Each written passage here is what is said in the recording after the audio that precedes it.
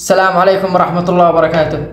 بعد ما شفت مقاطع لأخواننا بالجنوب يدورون أطرف زلة على أخوانهم في الشمال عشان يضحكون عليهم، وأهل الشمال نفس الشيء يدورون أطرف زلة لأخوانهم في الجنوب عشان يضحكون عليهم، وهذا العادة ما هي من شيء من الرجال. وكتبت حول هذا الموضوع قصيدة وبسمعكم إياها، ويقول: وأنا أحمد الرحمن ربي واشكره واستغفره يغفر لنا كل الذنوب.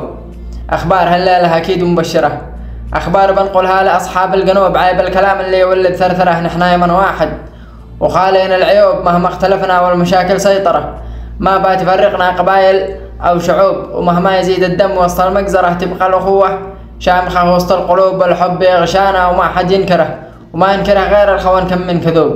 لابد نتوحد على ما ننظره داخل بلادي من مشاكل أو حروب، نوقف مع المظلوم لازم ننصره من ما يواجه من مشاكل أو كروب. قالوا نوقف مع المظلوم لازم ننصره من ما يواجه من مشاكل أو كروب، وقسر العداوة بالتعاون نكسره، ونبني قصور الحق في كل الدروب. وهذا وطننا عيب إنا نخسره، هذا وطننا عيب إنا نخسره، والشمس بتشرق لنا بعد الغروب. والله يرحم، قال والله يرحم من قده بالمقبرة، لا جنة الرحمن علام الغيوب، وعدونا واحد ولازم نحذره، اللي يوسوس داخل الصدر الرحوب، واللي عادينا لزوم نحذره، ولا نشب النار في وجهه شبوب. لابد نتوحد على ما ننظره داخل بلادي من مشاكل أو حروب، داخل بلادي من مشاكل أو حروب. سلامة الجميع.